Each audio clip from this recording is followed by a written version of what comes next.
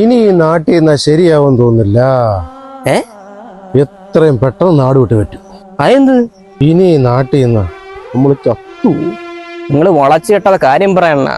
പിന്നെ ഇങ്ങനെ കുടിച്ച നമ്മള് ചത്തു പോത്തില്ലടാ. കഴിഞ്ഞ ന്യൂ ഇയറിന് നമ്മളൊരു തീരുമാനം എടുത്തായിരുന്നു, എന്തെങ്കിലും ഫംഗ്ഷൻ വന്നാലേ അടിക്കത്തുള്ളൂ.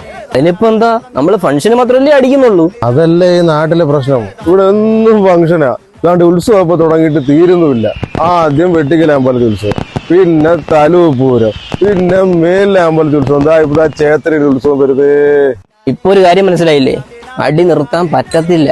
ഇന്ന് പോടാ, ഇന്നത്തോടെ ഞാൻ വെള്ളമടി നിർത്തുക. അയ്യോ അങ്ങനെ പറയല്ലേ, നാളെ നമ്മുടെ സുജിത്തിന്റെ കല്യാണോ. എന്നാ നാളത്തോടെ നിർത്താം. അത് ശരിയാവത്തില്ല. ഇനി വരുന്നത് ജൂൺ ജൂലൈ മാസമല്ലേ, മഴയത്ത് രണ്ടെണ്ണം അടിക്കാതിരുന്ന ശരിയാവോ? എങ്കിൽ മഴ കഴിഞ്ഞ് നിർത്താം. മഴ കഴിഞ്ഞാ ഓണം, ഓണം കഴിഞ്ഞ് നിർത്തുന്നതല്ലേ എന്റെ ഒരു ഇത്. ചെറിയൊരു പ്രശ്നമുണ്ട്. സെപ്റ്റംബർ നമ്മുടെ ജോക്കൂട്ടന്റെ കല്യാണോ, അന്ന് അടിച്ചില്ലേ അവന് വിഷമാവോ? അടിക്കും, ഉറപ്പായിട്ടും അടിക്കും. കല്യാണത്തിന് അടിക്കാതെ എങ്ങനെ? അത് കഴിഞ്ഞിട്ട് നിർത്താം. അത് കഴിഞ്ഞ് ക്രിസ്മസ് ഉണ്ട്, പിന്നെ ന്യൂ ഇയർ ഉണ്ട്. അതിലൂടെ അടിച്ചിട്ട് നമുക്കൊരു തീരുമാനത്തിൽ എത്താം. എന്താ? ഓക്കെ.